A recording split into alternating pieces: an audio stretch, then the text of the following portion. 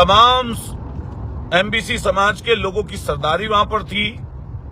गुर्जर आरक्षण समिति के लोग, नई और पुरानी के सब लोग वहां पर थे। ऐसे भी लोग थे जो अलग अलग समय पर नौकरियों से वंचित रहे, जिसमें रीट के हमारे नौजवान साथी जो सिकंदरा में पिछले 85 दिन से धरना जिनका चल रहा था, वो लोग भी वहां पर थे। उन लोगों ने चावल बांटकर आज लोगों को इकट्ठा किया था। तो मैंने भी कोशिश की कि मैं भी वहां पर पहुंचूं और समाज के बीच में जो संस्कार समाज के लोगों ने दिए, जो आम लोगों ने विधायक के रूप में चुनकर जो सदन में मुझे भेजा है, जो मुझे जानकारी है, उसे मैं वहां पर जाकर साझा करूं। कैसे कर्नल करोड़ी जी की विरासत, जिन्होंने देश दुनिया में हम लोगों की एक पहचान कराई, वो ऐसी पहचान थी जिस पहचान के न केवल हम लोग बल्कि दुनिया भर के लोगों ने उसकी सराहना की थी, उस आंदोलन की। और इसी पीलूपुरा की धरती पर जो हमारे नौजवान साथियों की, बुजुर्गों की शहादत हुई थी, वो एक बहुत बड़ा आंदोलन था, जिससे हम और समाज के लोग देश दुनिया में स्थापित हुए थे कि हम भी कुछ हैं। और आंदोलन में हिंसा ना हो, ये हम लोगों ने पहले से ही कहा है। आज भी मेरी मर्जी यही थी कि किसी तरह की हिंसा आंदोलन में नहीं होनी चाहिए। लेकिन मैं जिम्मेदारी के साथ कहता हूं ये बात, हमारी किसी राजनीतिक आकांक्षाओं के कारण मैं राजस्थान की सरजमी पर नहीं आया था। मेरी सिर्फ एक सीधी कोशिश रहती है कि कैसे समाज के अंदर से सीख कुछ ऐसी चीजें जो अच्छी हैं उनको मैं ले लूं और कैसे लोगों को एकजुट करूं। ये मेरा प्रयास सदैव रहता है और उस प्रयास को मैं लगातार जारी रखता हूं। चाहे मध्य प्रदेश जाना पड़े, चाहे उत्तर प्रदेश के कोने कोने घूमने पड़े, चाहे उत्तराखंड के हमारे साथी जुड़े हुए हों, चाहे हमारे हरियाणा पंजाब के साथी जुड़े हुए हों, चाहे दिल्ली और अलग अलग जगह जहां पर भी मुझे जाने का मौका मिला, मैं गया। राजस्थान के लोगों ने हमेशा हमारा सम्मान किया।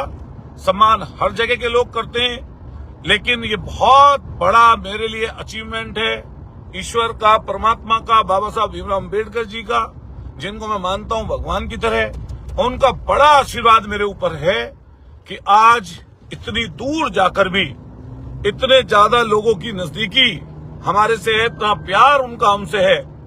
मैं इसको बहुत बड़ा अपने लिए अचीवमेंट मानता हूं।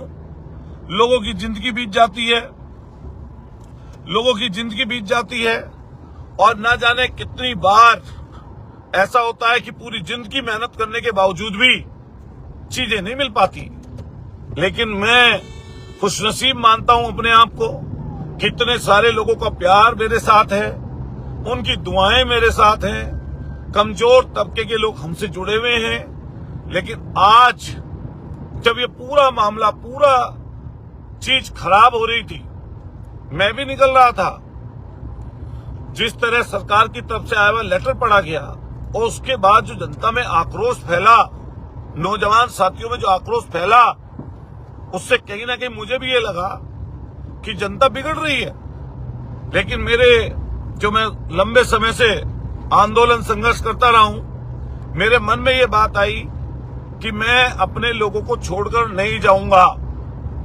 मैंने तय किया कि जो लोग रुष्ट होकर, जो हमारे बीच के नौजवान थे, जो हमारे नौजवान थे, जिनकी जिम्मेदारी भी हमारे ऊपर है, मैं उन नौजवान जो ट्रैक पर जाकर बैठ गए थे, मैंने ट्रैक पर जाकर, क्योंकि वो पहले से तय नहीं था, आंदोलन में किसी व्यक्ति ने यह तय नहीं किया था कि वो लड़के ट्रैक पर जाकर बैठेंगे। लेकिन जब ट्रैक पर जाकर बैठ गए तो उनको सकुशल उनके घर तक पहुंचाना और उनके साथ खड़े रहने की जिम्मेदारी भी कम से कम मैं वहां पर था, मेरी थी। इसलिए हम लोग अपने साथियों सहित वहां पर रहने वाले प्रत्येक व्यक्ति को, जब तक हम लोगों ने उसके घर की तरफ तक प्रस्थान नहीं करा दिया, हम वहीं पर रहे। मौके पर आईजी आए क्षेत्र के, मौके पर डीएम पहुंचे, एसपी पहुंचे, और भारी पुलिस बल था। समाज के लोगों ने इतने लंबे समय तक इतने आंदोलन किए हैं, किसी ने लाठी नहीं खाई। तो आज अगर किसी कारण से उनको लाठी पड़ी या किसी कारण से उनका किसी भी तरह का नुकसान होता है तो इसकी जिम्मेदारी हमारी है।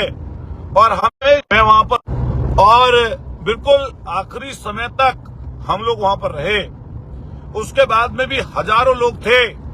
हमने तय की ये बात, आप नोट करिएगा। मैं पूरे राजस्थान, मध्य प्रदेश, दिल्ली से आए हुए, तमाम जगह से आए हुए सरदारी से कहना चाहता हूं कि तय ये हुआ के बाद हम लोग तय करेंगे कि इस आंदोलन को कैसे आगे बढ़ाया जाए। संविधान में जो व्यवस्था है, 9वीं अनुसूची में कैसे हमारा आरक्षण दर्ज हो। डबल इंजन की सरकार है भाजपा की, राजस्थान में भी है, केंद्र में भी है। तो जो डबल इंजन की सरकार है, तो यहां से आप कैबिनेट में लेटर में लिख के भेजा तो यहां से पास करा के भेजिए और फिर केंद्र में उसकी पुरजोर पैरवी करिए। मानसून सत्र में ही पूरे समाज को, और समाज को नहीं, समाज की पूरी 5 एमबीसी समाज के पूरी 5 जातियों को ये 5% आरक्षण, जो 5% आरक्षण मिला है वो 9वीं अनुसूची में दर्ज हो। ये मांग थी लोगों की। वहां पर यह आंदोलन और आगे बढ़ेगा। इसके साथ साथ जो मुकदमे हैं वो क्रमवार सब वापस हों, ये भी मांग थी। ये भी जिक्र था कि रूप नारायण जी जो शहादत हुई, उनके बच्चे को सरकारी नौकरी की बात है, वो मिलनी चाहिए। ये भी उनके सामने वार्ता हुई। रिट के बच्चों को कैसे उनका सिलेक्शन हो, इसकी भी चर्चा सब लोगों ने की। और हमने यही कहा उस पंचायत के आखिर में कि सरकार सुन ले ये बात कि ना हम मारेंगे ना हम मानेंगे। पूरा आंदोलन अहिंसात्मक तरीके से चलेगा और इसमें सब लोगों को अपनी हिस्सा है। तो उसके लिए नेट चलाया था साथियों। रास्ते में चल रहा हूं मैं, आगरे की तरफ हम लोग जा रहे थे। उसके लिए हम लोगों ने यही बात कही कि 29 तारीख 2 हफ्ते का नहीं 3 हफ्ते का समय दीजिए। जो हमारे नौजवान साथी सिकंदरा में बैठे हुए हैं, जो रिट के एग्जाम पास हैं, जिनको आरक्षण मिलना चाहिए था, हम उनके साथ खड़े हैं। मैं एक नौजवान से स्पष्ट करना चाहता हूं, हम किसी नेता के खिलाफ नहीं है, हमारी कोई राजनीतिक आकांक्षा नहीं है, लेकिन समाज को इकट्ठा रखना, मजबूत रखना, ये हमारी सबकी नौजवान साथियों जिम्मेदारी है। तो आप सब लोग मिलकर 29 तारीख की तैयारी करिए। अगर सरकार मांगे मान लेती है तो सही है, और अगर मांगे नहीं मानती तो 29 तारीख को सिकंदरा में पंचायत का मैसेज देश दुनिया में जाए, ऐसी पंचायत होनी चाहिए। मैं पूरे राजस्थान के प्रत्येक जिले के एमबीसी परिवार के और साथ साथ गुजर नौजवान साथियों से, बड़े बुजुर्गों से और राजनीतिक दलों के, सामाजिक संगठनों के लोगों से अपील करता हूं कि 29 तारीख को सब लोग मिलकर इस आयोजन को सफल बनाएं। सरकार अगर उससे पहले हमारे लोगों की बात सुन लेती है तो फिर इसके बाद इस पर विचार किया जाएगा, नहीं तो सरकार आंदोलन के लिए तैयार है। जितने साथी हजारों की तादाद में मुझसे लाइव पर जुड़े हैं, मैं सबका आभार व्यक्त करता हूं और धन्यवाद देता हूं कि आप लोगों ने हिम्मत दिखाई, साहस दिखाया और इस तरह के आंदोलन शांतिपूर्वक तरीके से लगातार आप चलाते रहिए। अनुशासन में रहना सीखिए, कोशिश करिए कि दूसरी जाति के लोगों को कैसे जोड़ा जाए, कैसे अपने नजदीक रखा जाए। हमारे बोलने का तरीका, लोगों के प्रति हमारा व्यवहार, खास तौर से गरीब गुरबा लोगों के प्रति हमारी नजदीकी, दबे कुचले शोषित वंचित लोगों के प्रति हमारा स्नेह हम लोगों को मजबूत बनाएगा। इसलिए मेरा सबसे निवेदन है कि सभी जाति वर्ग के लोगों को आप सम्मान दीजिए और सम्मान देकर अपने से जोड़िए। जब उन पर वक्त बेवक्त उन पर मुसीबत आए तो उनके लिए खड़े हो जाइए। और अगर आपको उनकी जरूरत पड़े तो आप उनके साथ रहिए, जब आपको जरूरत पड़े तो उनको अपने साथ ले लीजिए।